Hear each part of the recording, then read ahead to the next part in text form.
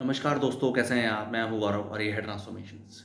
Recently Delhi government ने या government of NCT of Delhi जो है, उन्होंने एक रूल्स एंड रेगुलेशंस पास की या नॉर्म्स एंड कंडीशंस इस तरीके से बनाए कि किस तरीके से पॉल्यूशन को देखते हुए ओवरऑल जो कि दिल्ली या दिल्ली एनसीआर के लोकेशंस में ज़्यादा हो गया है और एक्यूआई भी ज़्यादा है। उसके तहत नॉर्म्स एंड कंडीशंस पास किए गए कि 15 साल से पुरानी पेट्रोल व्हीकल और 10 साल से पुरानी जो डीजल व्हीकल हैं उनको एक तरीके से फ्यूल्स की सप्लाई नहीं दी जाएगी पेट्रोल पंप्स पे या फ्यूल पंप्स पे। और किस तरीके से इस तरीके के एज्ड व्हीकल्स को फेज़ आउट करना है दिल्ली एनसीआर के लोकेशन से। ऑल्दो इसको अब बढ़ा के 1 नवंबर 2025 कर दिया गया है और कंप्लीट दिल्ली एनसीआर की अगर हम बात करें, जिसके अंदर गुरुग्राम, सोनीपत, नोएडा या फरीदाबाद भी कंसिडरेशन में है, उनके लिए 1 अप्रैल 2026 से लागू होने की बात की गई है। ऑल्दो अगर हम दिल्ली की बात करें तो दिल्ली तो फ़िलहाल सबसे ज़्यादा वर्ल्ड की एक तरीके से पॉपुलेटेड सिटीज़ में है ही। और पिछले लगभग 10 से 15 सालों में हमें दिल्ली में इस तरह के केसेस भी पीक पे या हाइक पे दिखे हैं, जिसके अंदर अस्थमा के केसेस हैं या कार्डियोवास्कुलर डिसीजेज़ जो हैं उनके लिए, या एडवर्स इफेक्ट्स ऑफ प्रेगनेंसी भी देखे गए हैं। उसके अलावा लाइफ एक्सपेक्टेंसी पे तो एक है ही, जो एक तरीके से डेटास पे डॉक्टर्स और इस तरीके की टीम लोग काम करते रहते हैं।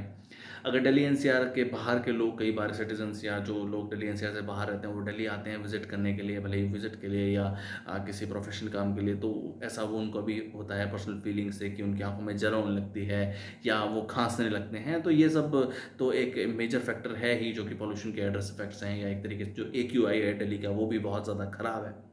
पर फिर भी सिर्फ और सिर्फ एक एज या एक नंबर को लेके फेज आउट कर देना व्हीकल्स को, ये भी एक तरीके से एक कंक्रीट सॉल्यूशन नहीं है। ऐसे में जो हमारा पॉल्यूशन अंडर कंट्रोल या पीयूसी सर्टिफिकेट है, वो एक बहुत इंपॉर्टेंट रोल प्ले करता है। फिलहाल जो पीयूसी है जो हम कराते हैं पेट्रोल पंप पे, वो सब फैसिलिटीज़ अवेलेबल हैं, या पीयूसी सेंटर्स भी हैं जिसपे कोई किसी व्हीकल का, भले वो टू व्हीलर हो, फोर व्हीलर हो, उन सब का पॉल्यूशन अंडर कंट्रोल का सर्टिफिकेट मिलता है। वो मेजरली पेट्रोल और सीएनजी की, अगर हम कार्स की बात करें या व्हीकल्स की बात करें, तो सिर्फ और सिर्फ कार्बन मोनोऑक्साइड को और हाइड्रोकार्बन्स को ही एक तरीके से मेज़र कर पाता है।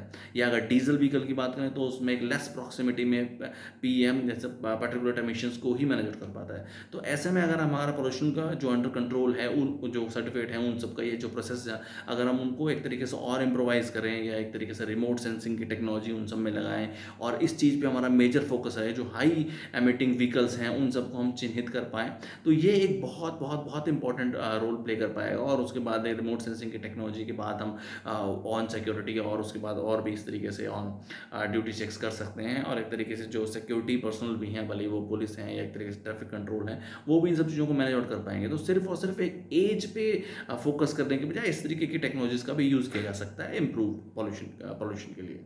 जय हिंद, जय भारत।